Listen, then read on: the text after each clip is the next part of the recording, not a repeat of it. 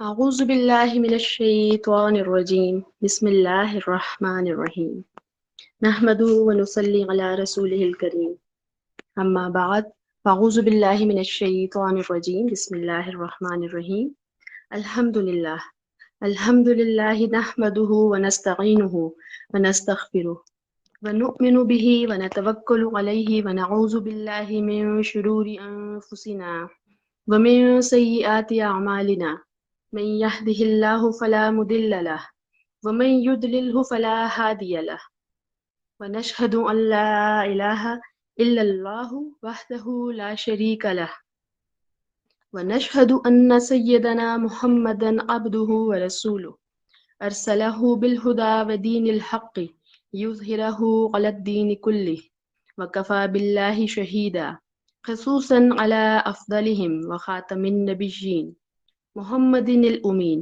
وعلى آله وصحبه أجمعين فصلى الله عليه وسلم تسليما كثيرا كثيرا رب اشرح لي صدري ويسر لي أمري واحلل عقدة من لساني يفقهوا قولي ربي زدني علما ربي يسر ولا تؤثر وتمم بالخير. آج کا ہمارا ٹاپک ہے علم اور عمل.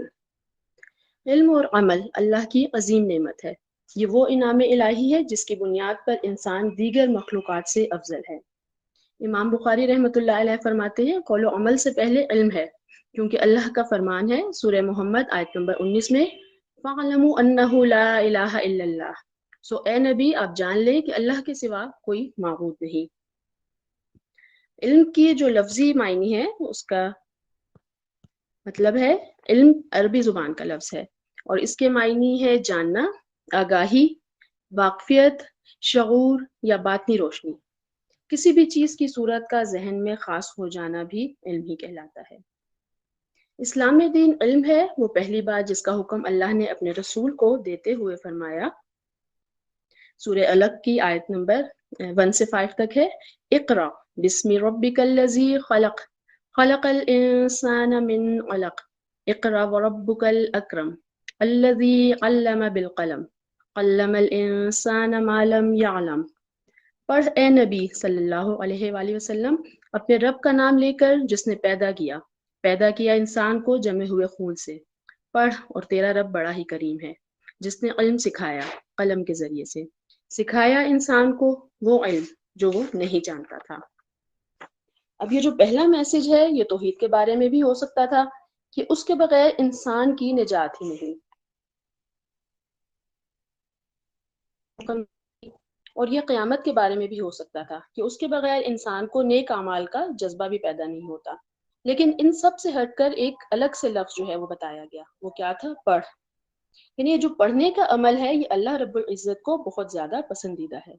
اسی لیے نبی کریم کے بارے میں آپ نے فرمایا، اللہ نے فرمایا کہ آپ کو وہ علم دیا گیا جو وہ نہیں جانتے تھے، اور آپ سلم پر اللہ کا بہت فضل تھا. مطلب جس شخص کو علم نصیب ہو اس پر بھی اللہ تعالیٰ کا فضل ہوتا ہے. یہ وہ چیز ہے جس پر زیادتی کی دعا بھی حضرت محمد کو سکھائی گئی. حکم ہوا کہ اے نبی قل ربی زدنی علما، آپ فرما دیجئے کہ اے میرے اللہ میرے علم میں مجھے اور آگے بڑھا دیجئے. سورہ طٰہٰ میں آیت نمبر 114 میں یہ دعا موجود ہے. اسلام نے اپنے ماننے والوں کو طلب علم کی ترغیب دی ہے، اس وجہ سے کہ انسان علم کے بغیر اللہ کی عبادت کر ہی نہیں سکتا.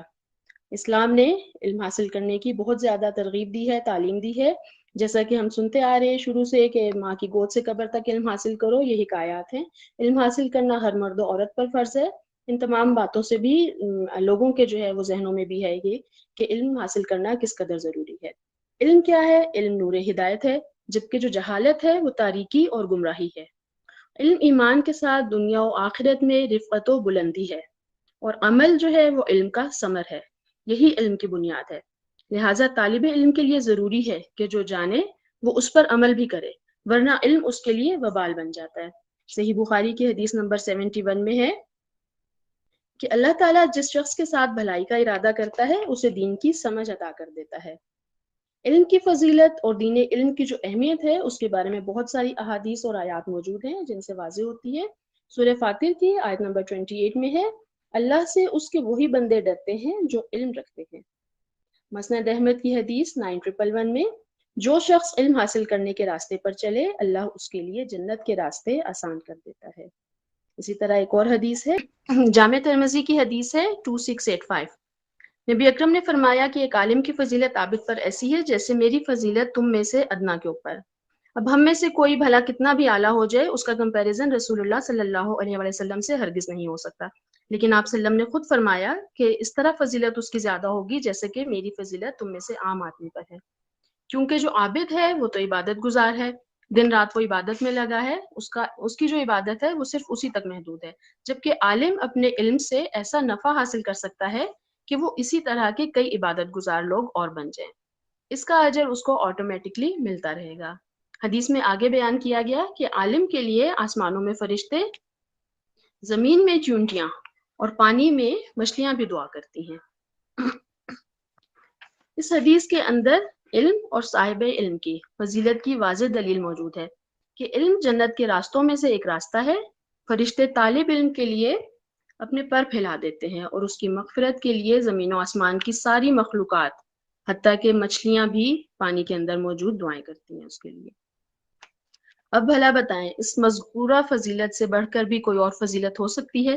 دین کی سمجھ ملنا بندے کے ساتھ اللہ کے ارادہ خیر کی علامت ہے۔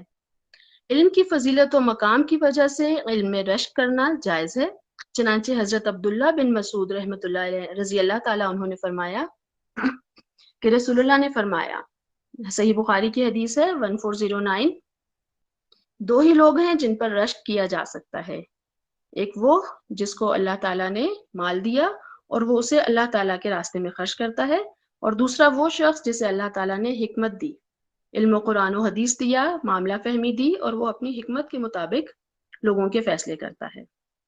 اب ہم آتے ہیں علم پر عمل کی جانب۔ حضرت علی کا قول ہے کہ علم جب تک عمل سے واصل نہ ہو وجود پر وارد نہیں ہوتا۔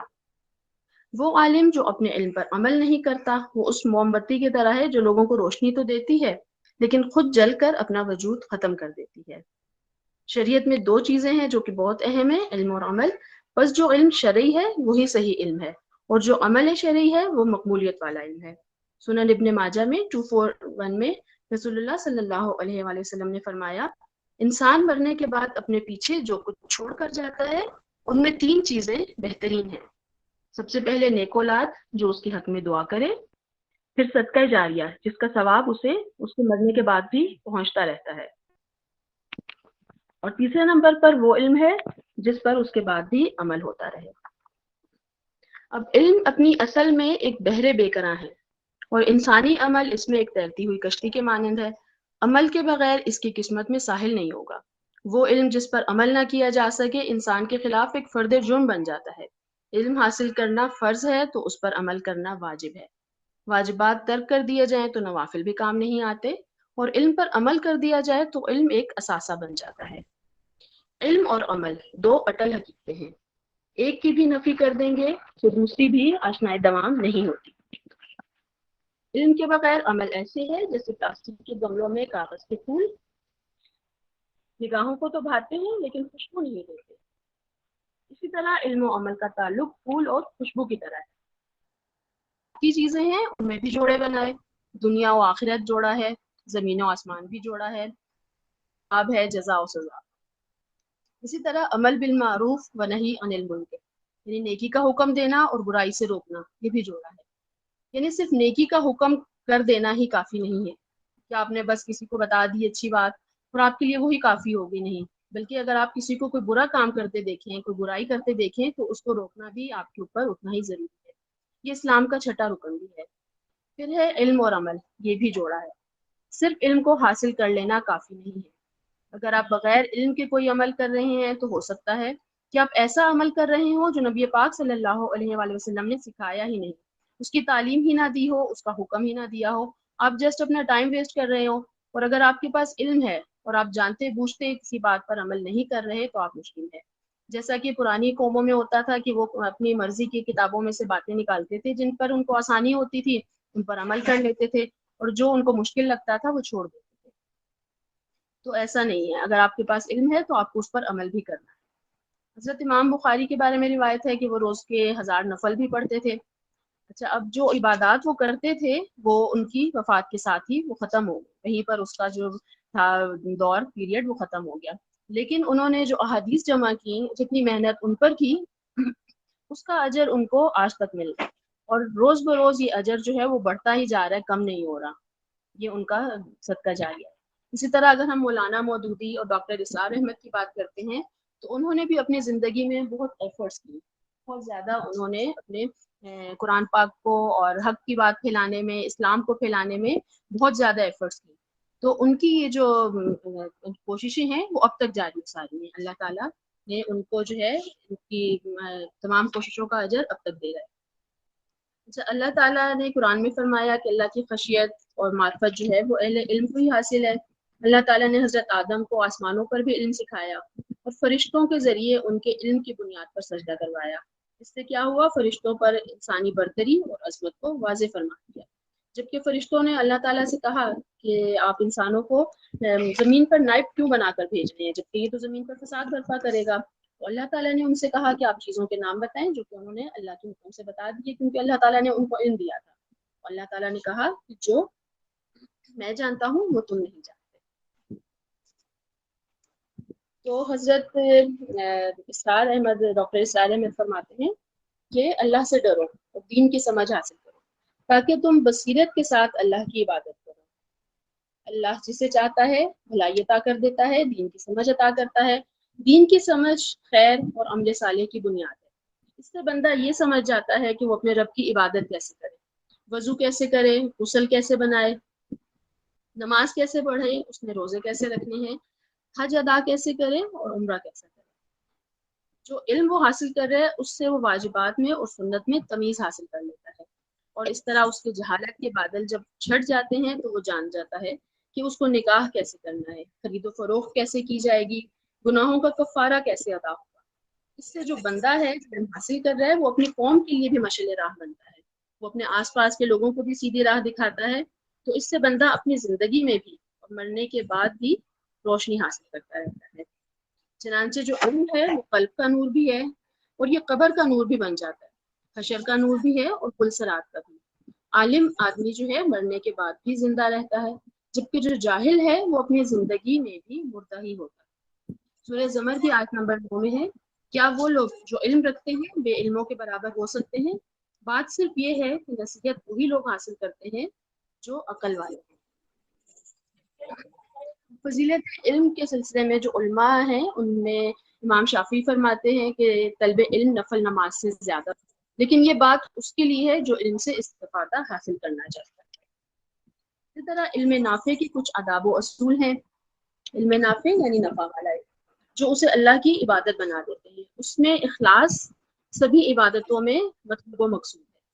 اللہ تعالیٰ نے سورہ بینہ کی آیت نمبر 5 میں فرمایا، اور ان کو صرف یہ حکم دیا گیا ہے کہ اللہ کی عبادت یکسوئی کے ساتھ اس کے لیے دین کو خالص ہوتے ہوئے کریں۔ آپ صلی اللہ علیہ وآلہ وسلم دعا فرمایا کرتے تھے نماز کے بعد، سنن ابن ماجہ کی حدیث ہے 925، اللہم انی اسألک علما نافعا ورزقا طیبا وعملا متقبلا۔ اے اللہ میں تجھ سے نفع بخش علم، پاکیزہ روزی اور مقبول عمل کا سوال کرتا ہوں۔ اب اس میں نفع بخش علم سے مراد دنیا کا نفع ہرگز نہیں ہے، جو کہ آج کل کے علماء اپنا علم بیچ کر کما رہے ہیں، یعنی وہ دنیا کا نفع کما رہے ہیں، جائیدادیں بنا رہے ہیں، پیسہ اکٹھا کر رہے ہیں، تو یہ ان کے لیے صرف اور صرف دنیا میں ہی جو ہے ختم ہو جائے گا، یہاں سے ان کو کوئی فائدہ حاصل نہیں ہوگا۔ لیکن اگر آپ ایک نفع بخش علم حاصل کرتے ہیں، آپ کے پاس وہ آ جائے تو آپ کی زندگی بھی سکون سے گزرتی ہے اور آپ کی آخرت بھی سکون سے گزرتی ہے۔ سورہ رات کی آیت نمبر 28 ہے، بہت پیاری آیت ہے، جس کو جب بھی سنو دل میں تسلی اور سکون کی جو ہے وہ لہر دوڑ جاتی ہے۔ آیت ہے الذین آمنوا وتطمئن قلوبهم بذکر اللہ الا بذکر اللہ تطمئن القلوب۔ جو لوگ ایمان لائے ان کے دل اللہ کے ذکر سے اطمینان حاصل کرتے ہیں۔ یاد رکھو دلوں کا سکون تو اللہ کے ذکر میں ہے، بے شک۔ اب کئی لوگ جو ہیں وہ یہ کہتے ہیں کہ علم حاصل کر لیا تو اب عمل بھی کرنا پڑ جائے گا، تو بس ہم ایسے ہی صحیح ہیں۔ جتنا علم حاصل کریں گے ہمیں اتنا ہی اس کا جواب بھی دینا پڑے گا. تو ایسا نہیں, اتنا آپ کے پاس علم آئے گا دین پر عمل بھی اتنا ہی آسان لگے گا, کیونکہ آپ کو پتہ چل جاتا ہے نا کہ آپ کو کون سا کام کیسے کرنا ہے, زندگی کے چھوٹے بڑے معاملات کو کس طرح ڈیل کرنا ہے, کس بات میں کتنی ریلیکسیشن ہے آپ کے پاس. جیسا کہ نماز کے احکامات کو ہم نے پڑھ لیا تو ہم جان گئے, ہم نے اس کے لیکچر سنے, ہم نے ٹاپک پڑھا, تو ہماری معلومات جو ہے اس کے بارے میں اچھی سی ہو گئی کہ ہمیں کس طرح نماز پڑھنی ہے. یعنی ایسی نماز ہم پڑھیں جو کہ اللہ کی بارگاہ میں مقبول بھی ہو, ورنہ اگر ہم غلط طریقے سے نماز پڑھ رہے ہیں تو ہماری نماز جو ہے وہ ضائع ہی کر دی جائے گی. ہم جان گئے کہ اگر ہم سے نماز میں کوئی غلطی ہوتی ہے تو ہمیں کس غلطی پر سجدہ سہو کرنا ہے, ہمیں دعائیں کون سی پڑھنی ہے, وتر میں کون سی دعا پڑھنی ہے, ہر چیز ہم نے سیکھ لی اور جان گئے. عشاء کی 17 رکھتے ہیں جو کہ لازم نہیں ہے کہ ہم وہ پڑھیں گے تو ہی ہماری نماز ہوگی, بلکہ اگر ہم کسی کو نمازی بنانے کے لیے اس سے کہیں کہ آپ ابھی اسٹارٹنگ میں 4 فرائض بھی ادا کر لو تو اس کے جو فرض ہیں وہ ادا ہو جائیں گے. کیونکہ کئی لوگ ایسے ہیں آج بھی میں دیکھتی ہوں کہ 17 رکھتے ہیں کون پڑھے, نماز ہی چھوڑ دی عشاء کی. تو علم کی کمی ہے نا, علم کی کمی کی وجہ سے وہ نہیں جانتے کہ اگر وہ 4 فرائض بھی پڑھ لیں گے تو ان کی نماز ادا ہو جائے گی. اگر ہم اپنے بچپن کی بات کریں, اگر ہو سکتا ہے آپ لوگوں کے ساتھ بھی کسی کے ساتھ ایسا ہوا ہو, تو جیسے ہم پڑھتے تھے ابو نے کہنا کہ نماز پڑھنی ہے تو عشاء کی نماز کے لیے ہم جان چھڑاتے تھے, ادھر ادھر چھپ جائیں کہ ابو پوچھے نا کہ آپ نے پڑھی یا نہیں پڑھی, 17 رکھتے ہیں کون پڑھے. تو یہ علم کی کمی کی وجہ سے اگر ہمیں اس ٹائم بھی یہ سکھا دیا جاتا کہ آپ فرض پڑھ لیں, عادت ہو جاتی ہے تو انشاءاللہ اللہ تعالیٰ ہدایت دیتا ہے تو سنت بھی پڑھی جاتی ہے اور فرائض بھی پڑھے جاتے ہیں. اسی طرح اگر امام جو ہے وہ نماز کرواتا ہے عشاء کی نماز تو وہ اس کو بہت طویل نہ کرائے. یہ بھی ہم نے علم سے سیکھا, ورنہ اس سے پہلے ہم نہیں جانتے تھے. اس کو لوگوں کے آرام کا بھی خیال رکھنا ہے, کیونکہ اس کے پیچھے جو نماز پڑھنے والے ہیں وہ ضعیف بھی ہو سکتے ہیں, بچے بھی ہو سکتے ہیں اور ضرورت مند بھی ہو سکتے ہیں. یہ تمام جو چھوٹی چھوٹی باتیں ہیں وہ ہم علم حاصل کرنے کے بعد ہی سیکھتے ہیں. اگر ہمارے پاس علم کم ہوگا تو ہم اتنا ہی ہر معاملے میں پھنستے چلے جائیں. جیسا کہ ایک ایگزامپل اس دن میں جو لیکچر لے رہی تھی اس میں بھی ہمارے جو استاد صاحب ہیں وہ سنا رہے تھے قصہ کہ علم جو ہے ہم جانتے ہیں لیکن اس پر عمل نہیں کرتے. جیسا کہ پیاز کھانا, حدیث ہم نے پڑھی کہ پیاز کھانے سے جو ہے اس کے بعد مسجد میں آ کر نماز نہیں پڑھتی. تو جہاں پر علماء بہت سارے جمع تھے انہوں نے پیاز کھا لیا سلاد کے طور پر, تو جو 2 عالم تھے انہوں نے نہیں کھایا جو ان کے استاد تھے, اور وہ مسجد میں جماعت سے پہلے مسجد میں آ کے کھڑے ہو گئے دروازے پر. اب جس نے کھایا ہے پیاز اس کو وہ وہاں سے نکالتے گئے کہ بھئی آپ لوگ مسجد میں نہیں آ سکتے. تو یہ ان کی فرما برداری بھی تھی, ان کے لیے استاد کی عزت بھی تھی کہ انہوں نے آگے سے کچھ کہا نہیں, جواب نہیں دیا. استاد کی عزت تو سب پر فرض ہے نا. تو علم تو ان کو بھی تھا کہ حضرت محمد نے منع فرمایا کہ آپ پیاز اور لہسن کھا کر مسجد میں مت آئیں, تو لیکن ان پر جو ہے وہ عمل وہ نہیں کر سکتے. یہ چھوٹی چھوٹی چیزیں ہیں جن کو ہم جانتے ہیں لیکن ان پر عمل کرنا جو ہے نا وہ ہمارے لیے کافی مشکل ہو جاتا ہے. اب حضرت محمد صلی اللہ علیہ وسلم ہمارے پیارے نبی علم اور عمل ہر لحاظ سے کامل تھے. آپ صلی اللہ علیہ وسلم کی بعثت سے قبل اہل عرب کھلی گمراہی میں مبتلا تھے.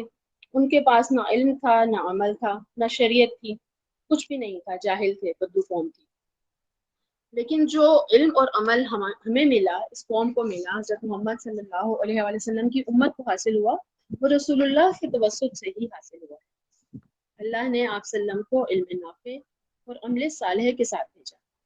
ہمیں ہمارے پیارے نبی نے جو ضابطۂ حیات دیا, قرآن پاک کی شکل میں ہمیں ایک معجزہ عطا کیا جس میں زندگی گزارنے کی ہر چھوٹی سے چھوٹی اور بڑی سے بڑی بات موجود ہے. اب یہ ہر بندے پر ڈیپینڈ کرتا ہے کہ وہ قرآن میں موجود ہر بات کو, ہر حکم کو کس طرح سے فالو کرتے ہیں. اگر انہوں نے علم حاصل کر لیا ہے تو وہ اس سے کس قدر نفع حاصل کر رہے ہیں اور پھر اس پر کس قدر وہ عمل کرتے تھے. سورہ صف کی آیت نمبر 2 ہے اور 3, اے ایمان والو تم وہ باتیں کیوں کہتے ہو جو تم کرتے نہیں. اللہ کے نزدیک بہت سخت ناپسندیدہ بات یہ ہے کہ تم وہ کہو جو خود نہیں کرتے.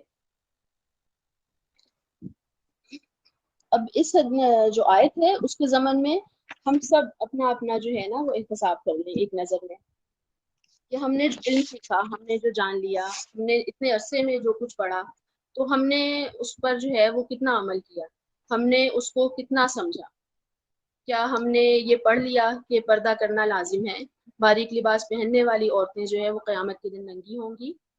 تو کیا ہم نے یہ چھوڑ دیے باریک لباس پہننا؟ جیسا آج کل گرمیاں ہیں، لون کے کپڑے ہیں اور اکثر جو ہے وہ سی تھرو ہوتے ہیں، ہم اپنے آس پاس ہی دیکھتے ہیں کہ جو ڈریسز ہیں وہ سی تھرو ہیں۔ آپ کو جب پتا چل گیا کہ جو باریک لباس ہے جس سے جسم نظر آتا ہے، جھلکتا ہے یا واضح ہوتا ہے، تو آپ کو وہ نہیں پہننا، تو پھر آپ نے پڑھنے کے باوجود آپ نے کیا اس کو چھوڑ دیا؟ اگر نہیں چھوڑا تو پھر ابھی بھی دیکھیں، ٹھیک ہے؟ کیونکہ یہ جو دنیا کی آگ ہے یہ ہم سے برداشت نہیں ہو رہی، تو کیا ہم آخرت کی آگ برداشت کریں گے؟ یہ دنیا کی آگ تو کچھ بھی نہیں، یہاں کی گرمی کچھ بھی نہیں، یہ تھوڑی سی برداشت کریں گے تو آخرت میں جو ہے وہ سکون مل جائے گا۔ ہم نے پڑھ لیا، بہت سے احادیث کے ڈیزائنز ہمارے شیئر ہوتے رہتے ہیں ڈیٹر کے ساتھ بھی، کہ غیبت کرنا گناہ ہے، بغض اور کینہ عداوت اپنے دل سے نکال دیں، دلوں کو صاف کر دیں۔ تو کیا ہم نے یہ چھوڑ دیا؟ غیبت کرنا جو ہے یہ بہت مشکل کام ہے اس کو چھوڑنا، لیکن ہم نے پڑھ لیا نا کہ اس کا کتنا گناہ ہے اور کس قدر یہ ناپسندیدہ فعل ہے، تو ہم نے اس پر جو ہے وہ کتنا غور کیا کہ ہم نے ان چیزوں کو چھوڑا یا نہیں چھوڑا، اپنے دلوں کو ہم نے بغض اور عداوت سے پاک کر لیا یا نہیں کیا۔ ہم نے یہ بھی ڈیزائن میں دیکھا تھا کہ آئی بروز جو ہے بنوانے والی اور بنانے والی پر لعنت ہے، تو ہم نے کیا اس پر عمل کیا؟ آئی بروز بنانی چھوڑ دی؟ اگر چھوڑ دی تو بہت اچھا ہے، اللہ تعالیٰ یقیناً اس کا اجر دے گا، جو پچھلے گناہ ہو گئے اللہ تعالیٰ تو معاف کرنے والا ہے۔ تو آگے کی جو زندگی ہے اس میں ہمیں یہ سوچنا ہے کہ ہم نے جو علم حاصل کر لیا اس پر ہم کتنا عمل کر رہے ہیں۔ سورہ جمعہ کی آیت نمبر 5 میں ہے، ان لوگوں کی مثال جن کو تورات پر عمل کا حکم دیا گیا پھر انہوں نے اس پر عمل نہ کیا، اس گدھے کی طرح ہے جو بہت سی کتابیں لادے پھرتا ہے۔ بری مثال ہے اس قوم کی جس نے اللہ تعالیٰ کی نشانیوں کو جھٹلایا، اور اللہ ظالم لوگوں کو ہدایت نہیں دیتا۔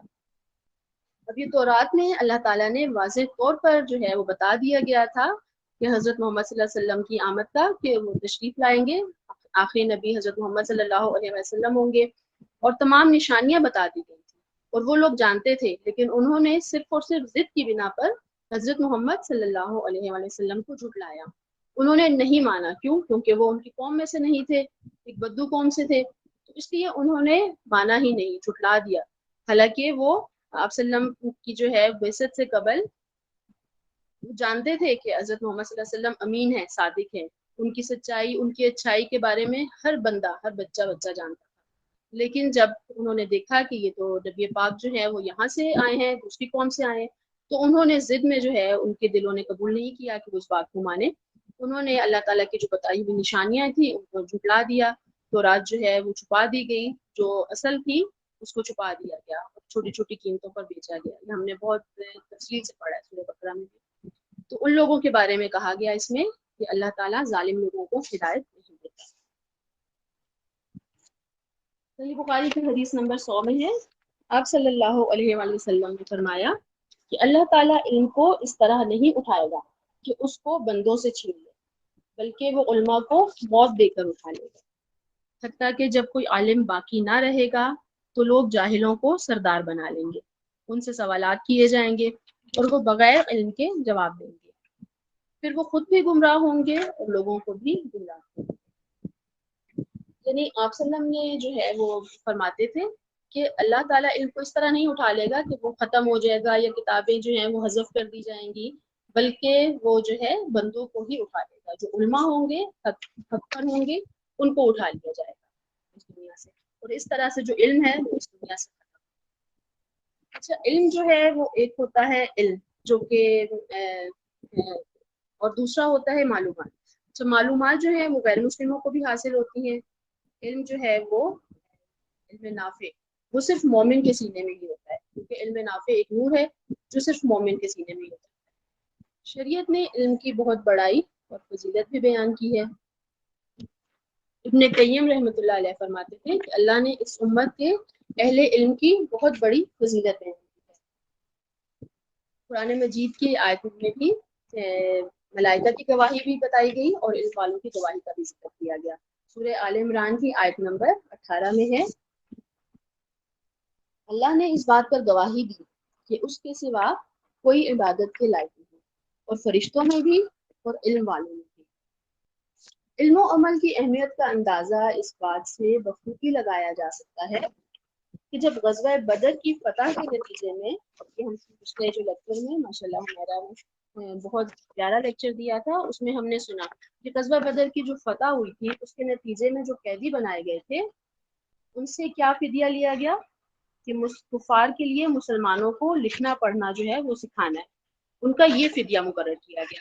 اس سے کیا ان کا مقصد تھا کہ ان کو ترقی کی راہ پر گامزن کیا جائے، ٹھیک ہے۔ اور حضرت محمد کا بھی سب سے بڑا معجزہ قرآن پاک ہے، وہ بھی مفصل علم ہے۔ یہ اس قدر عظیم کتاب ہے کہ اس جیسی ایک صورت بنانا بھی انسانیت کے لیے ناممکن ہے۔